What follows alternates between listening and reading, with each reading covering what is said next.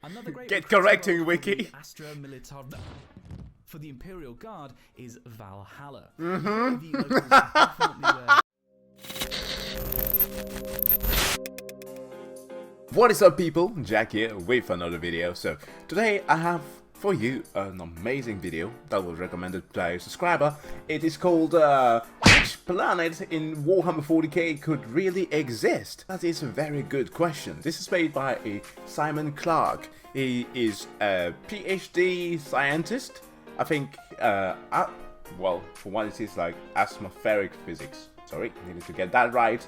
And that is awesome. Personally myself, I did not take a specific route in my physics bachelor, but I did have a huge focus on astrophysics, so this is just perfect for me. Regarding this very topic, I think that can be summarized very easily.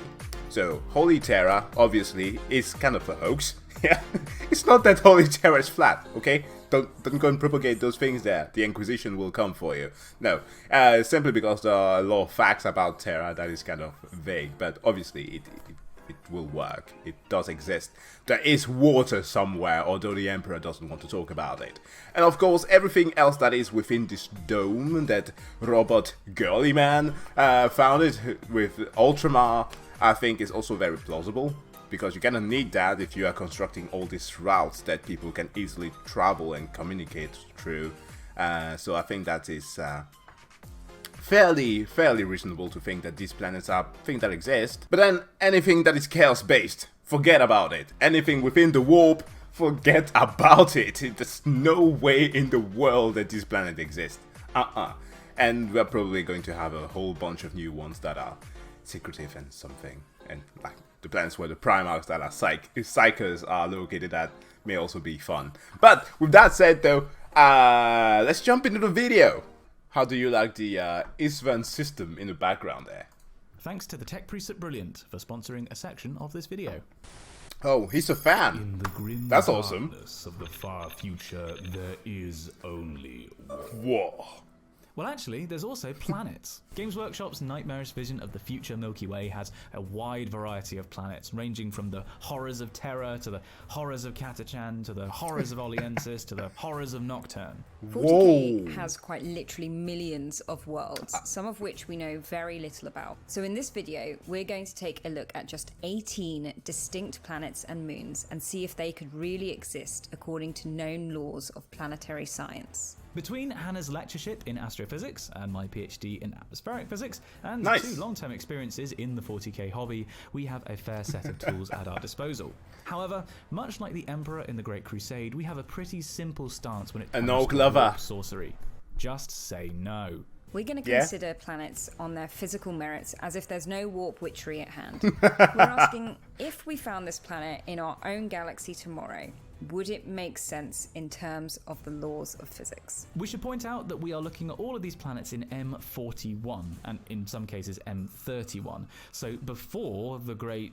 No! We're talking 40k before the return. No, come on. No. You can't be clowning on my man Robute like this. You have Eldar girlfriend there. Flex tape. Come on now, dude. His armor is literally freaking immortal. I know that people are clowning on the whole Mad Wars thing, but look at it. Look at the drip. Look at the drip. Like even Celestine is like, "Damn, son, where'd you found this?" Of Rowboat Girly Man. And note that we're not doing this to poke holes in the setting. We're both big 40k fans. We're doing this to showcase some cool bits of planetary physics and use one of our favourite settings as a jumping off point. And as an excuse to be massive dorks. And with that, let's get ready to purge the unclean planets.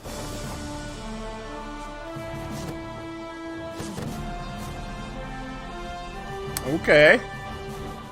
And what better place to start could there be than Holy Terra, our very own Earth, with its rolling fields, beautiful oceans, and verdant forests. What? After 38,000 years of horrific industrialism. I was about to say, and slow your roll Terra there. bears very little resemblance to our Earth. At some point in the past, all the water on Earth was either used up or evaporated away. The law is a little vague about what exactly happened to Just the a water, little. though it seems likely that after millennia of industry and space travel, that it was just absorbed and used by industry. The with Emperor has a presumably dick. a closed system of drinking water still operating on the planet. If you were to remove all water from Earth's hydrosphere, things would go very badly. Namely, No. we would all die. Quite apart from the obvious threats of dehydration and total collapse of the biosphere, water both in the oceans and in the atmosphere acts as an important moderating influence on the climate. Areas near oceans experience a much smaller variance in temperature between day and night, as well as between summer and winter. Seas and oceans act to moderate temperature changes by efficiently storing thermal energy when it's warm and releasing it when it's cold. Water in the atmosphere is the most significant contribution to our natural greenhouse effect, trapping energy in the atmosphere and keeping the surface warmer than it otherwise would be. Note, though, that this isn't clouds. They actually net reflect energy away from the Earth, but water in gas form held in the air, water vapor. So if you were to remove these two moderating influences of water, Then you'd we're have a screwed. much colder Earth, with much larger differences between day and night and between the equator and the poles. Additionally, as the biosphere collapses, you would lose oxygen production by plants and the planet would slowly suffocate as it died of drought. And with a lack of moisture, the planet would eventually become a huge desert, ravaged by dust storms and blasted by the sun. All this being said, this is the capital of a seriously technologically advanced galactic A lot of empire. geoengineering If is the loss of water required took for place this. over a long period of time, and if we're very generous with how the humans in previous millennia geoengineered the planet to Thank account you. for all the horrific environmental impacts they were causing, pumping oxygen into the atmosphere and adding extra greenhouse gases to moderate those temperatures, then it could exist. Other Could. similarly Emphasis ravaged on the hive could. worlds like Necromunda seem less likely. To support a world where all water has been used up or boiled away, you need some serious geoengineering at hand. As we'll find with many planets in this video, there's not much information to go on, and we're I was about to laugh when I saw the first hive city there and was thinking back to the Necromunda on the hive and how it is that it depicts the whole, man, just the scope of the entire world is just barren. You can have the dream of a Mad Max world, but also actually living in it, no way. dealing with some pretty crazy technology, not to mention people for whom the concept of overkill literally doesn't exist. So Terra is a nightmare world kept alive by huge amounts of arcane technology Sounds familiar. reshaping the atmosphere, but it seems possible in this setting. Terra lives in metaphorical darkness, but could a planet exist in near complete physical darkness? Oh, are we getting to Starman, my... the one-time home, now blasted collection of Yes! The Batman. He's the knight. rocks of the Primarch and sadistic Batman Conrad Kurz had an atmosphere so clogged with pollution that no light reached the surface. It may have been the most depressing place in the galaxy. Hold on. That is true. Now, obviously, we're talking about whether or not the planet could exist, but regardless of its function or not, it once had 0 crimes. I repeat, 0 crimes. The bat exterminated crime on the planet. Be it that it was true, extreme prejudice. Well, if we live in a fantasy of it, it made sense. Nostromo is listed as orbiting a dying star, presumably a red giant of some kind. These are stars that have grown old, I'll say inflated, yellow. and grown in size, resulting in them cooling, and so emitting less energy as radiation than main sequence stars like our sun. So, a bit of a thing here. I don't think that they're going to mention this. Quick science thing. So, you know how it is that doing this, yeah, it's pretty annoying, I know. But the whole concept is that you are receiving, there's an emission of light being shown here. It's basically the same thing that happens when you're staring at your screen. Your eyes is interpreting the light that is bouncing from your iris back. The emitted light from your screen. And how does this happen? Well, it is pretty simple. You've all presumably seen what supposedly is the image of how an atom is structured. well, any particle out there has a given amount of energy. And within this structure, where you have in the center the nucleus and all of that, but you have these orbitals where the electrons are located, whenever it is that there is an energy fluctuation, when energy is either added or taken away from said particle, the electron will see an energy fluctuation, which will force it to jump from one orbital to the other. So this creates either an emission or an absorption of energy. Now, while either of these processes happen, there is a fluctuation in the electromagnetic forces of said particle, and this produces what we call photons, the light that you are observing right now. That's a photon blast. A scroll can't do that. And all depending on the intensity of the light. If I were to raise the luminosity right now, you will see a brighter image, but that will mean more energy. Or if I were to lower it, that will mean way less energy. As she just described, with the reddening that you are seeing right now is indicative of lesser energy. Now try and convert that into something that a telescope is observing. We have what we like to call Balmer lines. It's just another way of seeing the different wavelengths of light that we're observing. This is why you see at the bottom of the figure that I'm going to be putting right there on the screen that we're using a unit called angstrom, is instead of using like nanometers and such. These are very small scale things. In practice, these lines can tell us a bunch of things, such as the stellar temperatures, which is often estimated by comparing the observed depths of the absorption lines in the spectra with the prediction of what we call the stellar model atmosphere. Even greater is that we can also observe the gravity of things. For as this figure shows here, the spectra of 3 types of stars, all classified as A stars because the overall length of the absorption lines is similar. Using this model, we can also calculate the surface gravity of stars. And for most stars, the surface gravity is usually within a factor of 3 of our Sun, so that'll be 3 times the solar mass. And these are what we call main sequence stars, because they're not that different from ours, which are actually classified dwarf stars. So in a way, you'll know how it is that we like to clown on our little Pluto for being a dwarf planet. Yeah, our sun is not much better off actually. But yeah, let's go back to the video.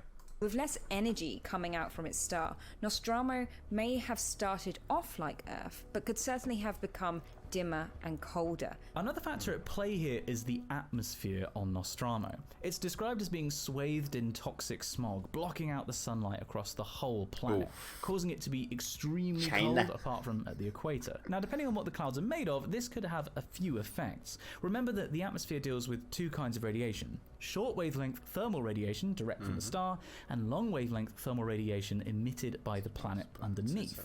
Our atmosphere, mostly oxygen and nitrogen, is largely transparent to sunlight, but strongly absorbs the long wavelength thermal radiation. White fluffy water clouds reflect sunlight, but being made of water also absorb the long wavelength thermal radiation, trapping heat in the atmosphere. Other substances like sulfur dioxide, for example, though, reflect sunlight but don't trap those longer wavelengths. On Earth, we see sulfur dioxide injected into the stratosphere in the aftermath of volcanic eruptions, and we've seen it cause significant planetary cooling. So if Nostromo had, for example, a low stratosphere and so could keep a large density of pollutants in the atmosphere at all times, then it could definitely largely block out the sun and cause very dark, cold world. Nostromo could probably exist. Next up is Mordian, and I am delighted that we get to talk about this. In our last video on the planets in the MCU, I actually talked about how you don't see tidally locked planets in sci-fi much, and this is a great example of one such world. Yes, the planet with the finest pressed Imperial Guard uniforms in the galaxy is tidally locked, meaning that one face constantly faces its sun, but it while still the other rotates. Constantly faces away. If Mordian is close to its star, that would mean that one side of the planet is scorching hot and uninhabitable, while the other side is freezing cold and permanently dark. And yeah, there is this weird misconception from people thinking that just like our moon, that our moon is also tightly locked, which is why we always talk about the dark side of the moon, because we never get to see that. And that is given to the fact that our moon spins at the same rate that it takes it to cover the entire circumference of its trajectory around the sun, around the Earth. Also uninhabitable. Between the two extremes, though, there would be a band of temperate, habitable land. Due to biases in our observations and technological ability to detect exoplanets, nearly all the planets that have been discovered orbiting other stars are actually expected to be tidally locked. So we know that these worlds can exist. And further, because of the size and temperature of the most common stars in the sky in our galaxy, we actually expect the most abundant, temperate, habitable exoplanets to be tidally locked to their stars. For something to be tidally locked, it needs to be in orbit around a larger body within the tidal locking radius. The moon, for example, is tidally locked to the Earth, only showing us one face at all times. This is because its orbital period matches its rotation period. So the time taken to orbit the Earth is the same time that it takes to rotate on its axis once. But the moon isn't even the only example of this behavior in our solar system. Most of Jupiter and Saturn's moons are also tidally locked to their planets due to the moons gradually losing rotational energy over time. So what? This was actually also mean that the world of the Grey Knights, Titan, is also tidally locked. What would the atmosphere look like on a tidally locked world? Well, as we've already mentioned, there could be potentially a temperate habitable band between the light and dark sides.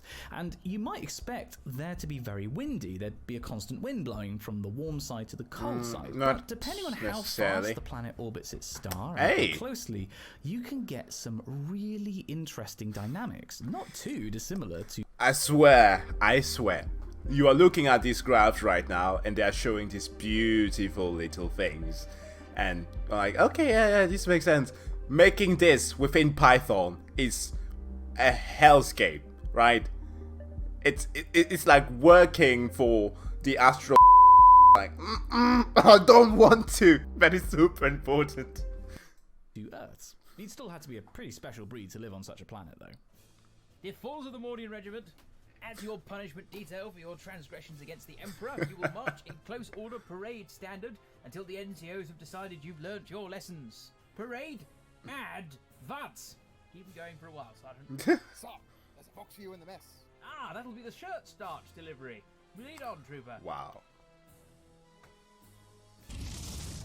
And this goes. However, one thing that stands out on the wiki page for Mordian is that it says the planet has no Coriolis force because it doesn't rotate, and this causes a lack of any strong winds. Well, that's just plain wrong. For a planet to be tidally locked, it needs to rotate. And tidally locked planets have really interesting atmospheric dynamics. This planet is so cool that we're inclined to give Games Workshop's writers a pass on this one, partly because that's a simple detail to change, but also because of another thing on the wiki page where they were actually spot on. Research suggests that tidally locked planets around bright stars could have strong convection and cloud formation, which would lessen the difference between the day and the night sides, but also result in a darker world. And that exactly matches the description of Mordian, right down to the settlements being on the night side, as you'd expect when orbiting a bright sun. So the planet absolutely could not exist as described. But add in a rotation period that matches its orbital period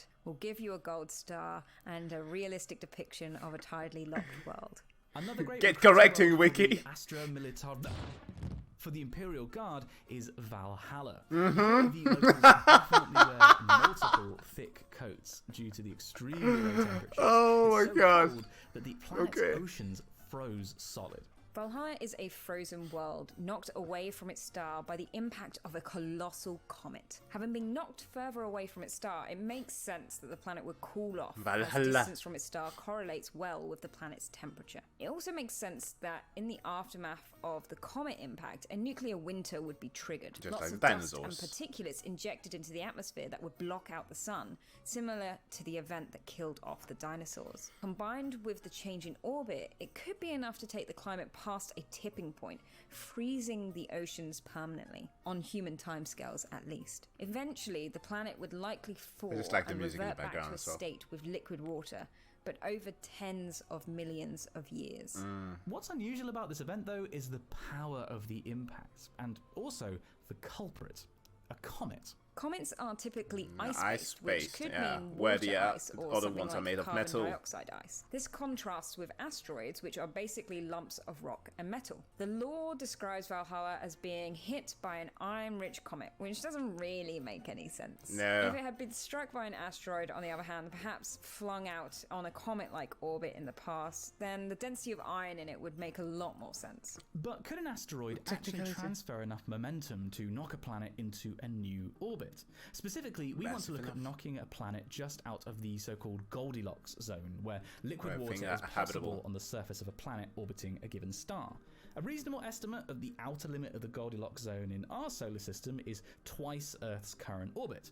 And in order to knock Earth specifically to that new orbit, you would That's a need to lot of transfer force. some 1.3 million billion joules of energy. Earth at a typical impact velocity of 13 kilometers per second, it would need to be around 12,000 kilometers across to transfer this much That's energy. the Earth's radius. That's more than 10 times the size of the largest asteroid we've yet observed, Ceres. It would actually be about the same size as the Earth, but Diameter. pure iron. Yeah, sorry. So yeah, that's not gonna Diameter. happen. Yeah. Perhaps Valhalla Twice is as. a smaller planet, orbiting a less massive sun. But for the reasons that we'll come back to later in the video, even then, an impact of sufficient ferocity wouldn't have the effect of knocking Valhalla It into was a new destroyed. orbit. Planets can be flung to new orbits or out of their star systems entirely by gravitational interactions. And we know that there could be as many as 50 billion free-floating planets in our galaxy alone. But Valhalla's specific backstory just doesn't add up. 40k is so subtle in its naming schemes. After Valhalla, Hannah, where are we going next? Armageddon. Previously known as Ulanor Prime, Armageddon is a blasted world with It actually a variety means of place planets. of battle. Jungle in the equatorial regions, fiery wastes to the north, and frozen lands to the south, which is great. But this map makes zero feffing sense. This map actually looks more like a tidally locked world with one hot hemisphere and one cold one. But the presence of the equatorial jungle in a narrow longitude band rather than a latitude band in the center of the map is plain baffling. Jungles need hot temperatures and lots of moisture, as you find in the tropics. And I would if know. the jungle is anything like what we By the way, if you've ever wondered about something, I was born here, land of Cameroon, and this is little spot right there. If you've ever wondered how to find a country on the African map, that is called Lake. Drumroll, please. Lake Chad. Yes, on the country of Chad. Goddamn best name that a country I've ever had. Chad. have on Earth, it should extend from west to east, not north to south as we see on the map. If we're being generous here, there could be some bizarre orographic factors at play, but this geography seems to make very little sense. Another interesting part of Armageddon's climate is the so-called season of fire, when the landscape is beset by dust storms, thunderstorms, and the world is rocked by multiple volcanic eruptions. Very dramatic. We actually see seasons of dust storms on Earth in places like North Africa and Australia, but also on Mars, where the summer can encase the entire planet with dust storms. That's a nice graphic. With hurricane wind speeds. The volcanic aspect is more unusual, but not without precedent. Volcanic activity can be caused by tidal forces within planets and moons. Io, for example, has extensive volcanism caused by its orbit around Jupiter. Oh, ripping each other off with the different moons. By the gravity of the planet, it also is affected by the gravity of the other moons around Jupiter, and affects which changes over time. And depending on where those moons are in their orbit, they will pull and squeeze and stretch Io. So, within astrophysics, there are talks of strong and weak collision happening around in a galaxy. It all depends of the interaction radius that a given planet has. So we're in, for example, as was aforementioned with the whole tidally locked planets, the radius that they need to have for a planet to become tidally locked is usually the interaction radius. So within that point, if the planet has enough energy to pull in the smaller object to its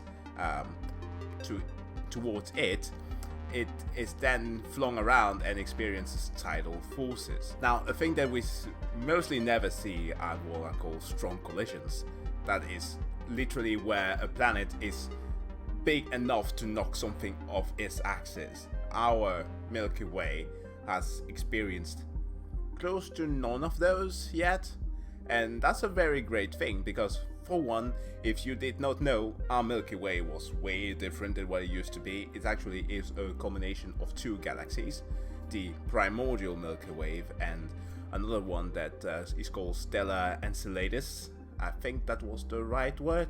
I haven't dealt with this for quite a bit. But yeah, that is basically it. These changing gravitational forces will lead to tidal heating and volcanic activity. If Armageddon had an orbit around its star that took it close to some other planets in the system, Gaia perhaps, Enceladus, something similar sorry. could occur here, and it could also be seasonal. Hannah and I are both Orc players, so perhaps we have a natural soft spot for Armageddon.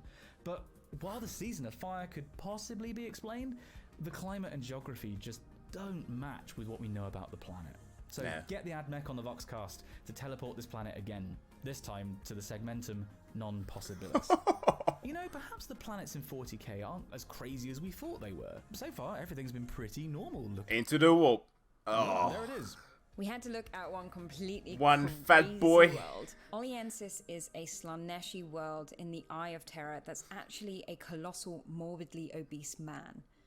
I think we're going to need a medical doctor on this one. Fortunately, Hannah, I know just the guy. Oh. We're going to have a your mama joke here. Hi, Simon. You want me to explain whether a fat man could be a fat planet? Listen, I've kind of got more important things to... No, of course I think your work is important too. Yes, of course I think you're a real doctor. Okay, just... fine. I'll do it. I have a doctorate, my dude.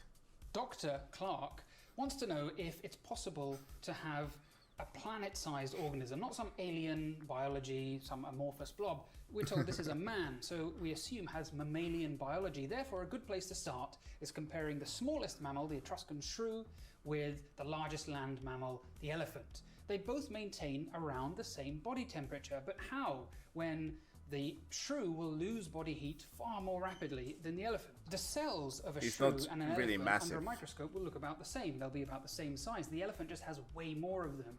So if you consider a cell at the center of a shrew versus the cell at the center of an elephant, which has maybe 50 or 60 centimeters to get to the surface where it can lose heat to the atmosphere, the elephant's going to lose heat far more slowly. Therefore, if an elephant cell produced heat at the same rate as a shrew cell, the elephant would immediately burn up and die. Or if a shrew produced heat at the same rate as an elephant, then it would freeze to death.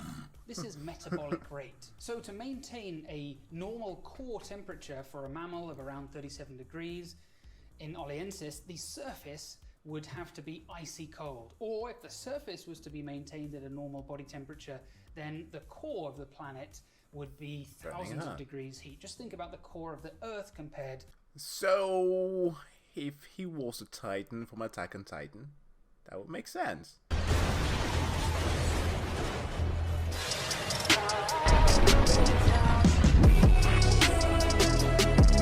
Sheer impossibility of bodily functions. I mean, what does he eat? How does he breathe?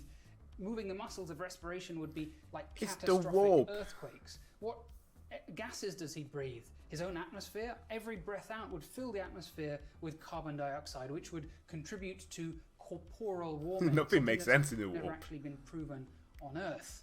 And his bones would crumble under the force of his own gravity. Any episode of flatulence would be cataclysmic chemical warfare on a continental scale.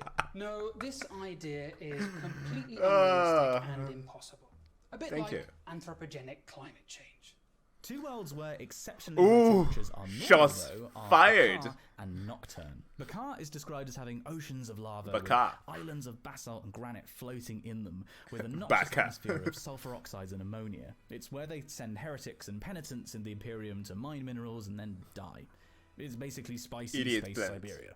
Well, this one is just awesome. The rafts of basalt and granite might not make much sense at first. After all, for something to float, it needs to have a lower density than the fluid that it sits on. And basalt and granite are pretty dense. After all, they are rocks. However, if a rock cools from lava with enough gas in it can have a surprisingly low density. Pumice, for example, is a volcanic rock so airy that it can float on water.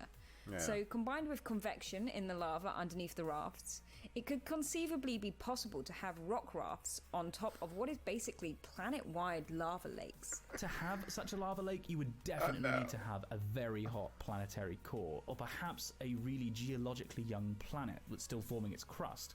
Or possibly the planet is resurfacing itself. It's hypothesized that Venus melts and replaces its entire surface every billion or so years. What? Such an activity would definitely take longer than the 10,000 years that humans have been active in the galaxy, so perhaps the heretics on Bakar are just there at the wrong time to bear witness to the planet melting its entire surface. Almost enough to make you feel sorry for them. So Bakar seems possible. Nocturne, home to the galaxy's greatest hugger, on the other hand, has the huge moon Prometheus circling in a regular orbit.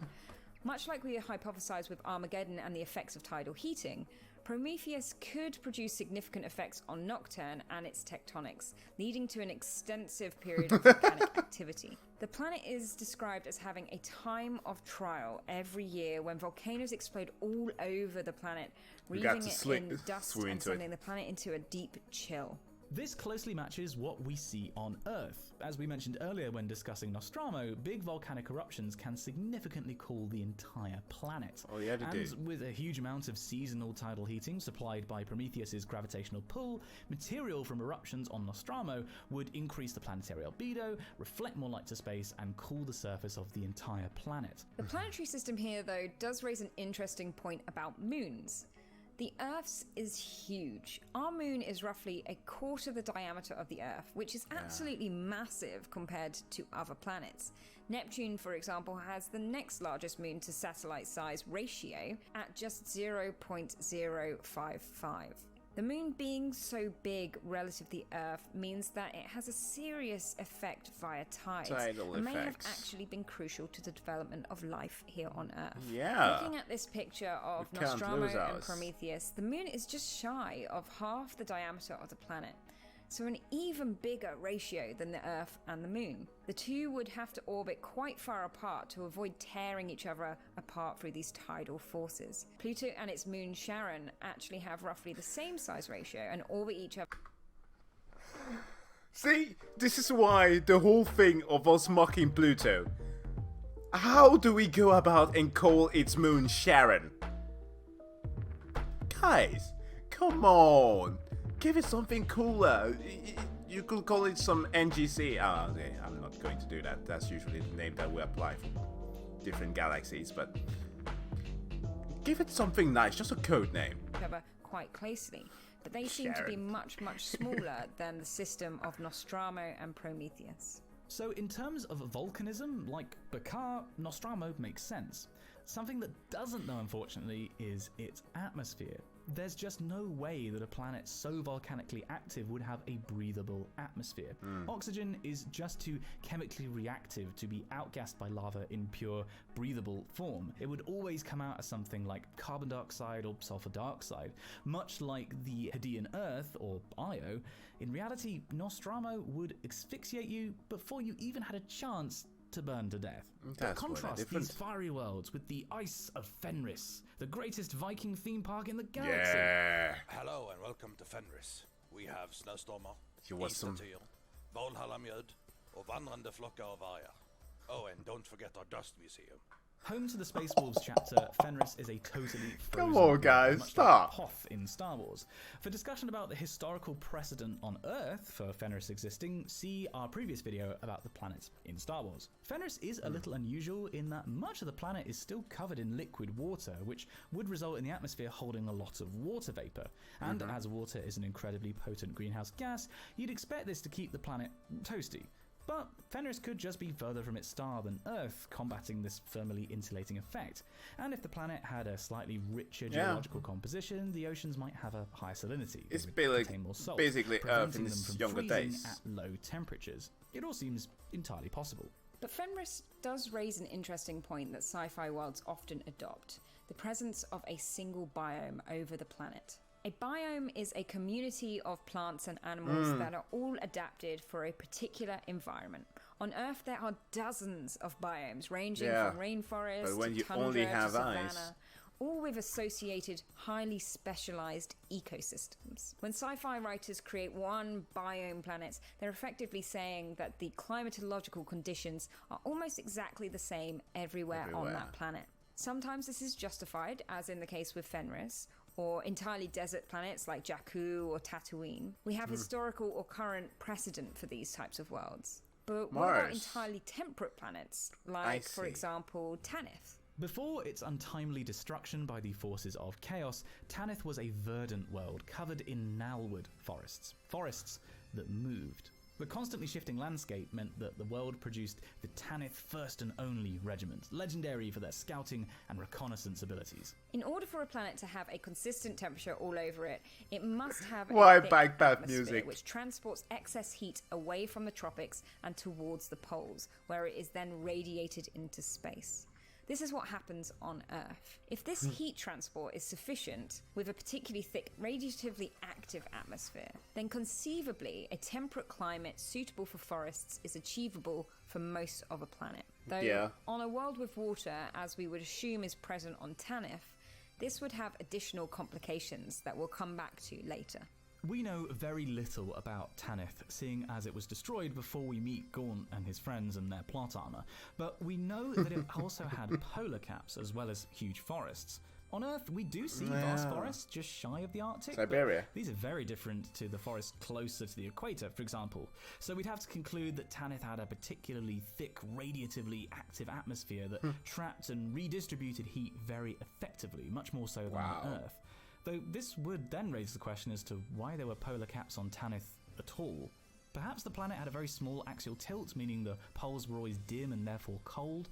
Also, we don't know the specifics of gnarlwood, which is meant to be an animal-plant photosynthetic hybrid, so we can't say for sure what conditions it would thrive in, or if there are different variants that specialised in different temperatures. Though I do wonder what evolutionary advantage gnarlwood would have in moving if the climate on the planet is basically the same everywhere. Oh wow. Look, Hannah, the planet produced... What is this movie from again? The man was a damned hero. In general, it would be very difficult to produce a planet with a temperate biome I can't all remember. over, except for ice caps, without a pretty extreme atmospheric circulation. But Dan Abner, in all his infinite wisdom, didn't give us much detail to work with, so I'm happy to handwave on this one, especially if gnarlwood came in tropical and subarctic varieties. Tanith might be able to exist, though it still seems unlikely. It's something of a moot point now, anyway. But while we're on the subject of destroying worlds...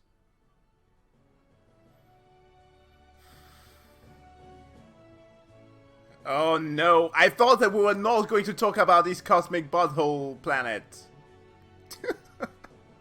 The core of the galaxy.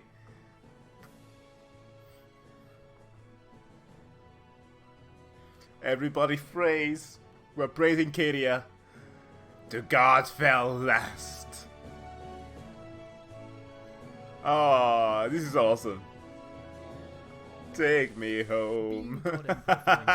Country. We would never encourage you to advance yourself through knowledge or education. But fortunately, we don't live in the 41st millennium, and science and technology both hold power, and progress and understanding promise. In ruling on the feasibility of planets in this video, Hannah and I used a variety of techniques from physics and mathematics. For example, in calculating the energy required to knock Earth to a new orbit, I used the concept of gravitational energy. An equivalent problem is calculating the energy required to move a ball of a given mass in the Earth's gravitational field from position A to position B, which is given by this expression. This page is part of the course on gravitational physics on Brilliant, the educational website and app that kindly sponsored this video. I will recommend anybody to go and check out Brilliant, especially for those who were not a huge fan of colleges. It's a nice environment to be. But what an amazing video! I like these kind of things when things are explained to me clear and concise. Thank you very much, Doctor, for this content. It's incredible actually, because what I very much love always about speculative fiction in the likes of Warhammer is that these things, with enough consultation, one could actually create a universe that is very plausible. And the more and more, I mean, it takes place within the Milky Way. It's massive. You can literally do anything within such a broad area. So finding one of the planets within the Goldilocks zone, i.e. the things that are habitable, is definitely something that can be done. I wonder if they're going to cover something like Macragge. That could be fun. They literally had, everything was living there and thriving pretty well. So I would like to see something like that. But guys, thanks a lot for checking out this video. It was awesome, and thanks for the recommendation. And as always, if you have any other, leave them in the comment section below. There definitely will be a part 2 to this one, because they did a follow-up. And of course, like and subscribe if you want to see more of my content. And I see you guys in the next video. Bye.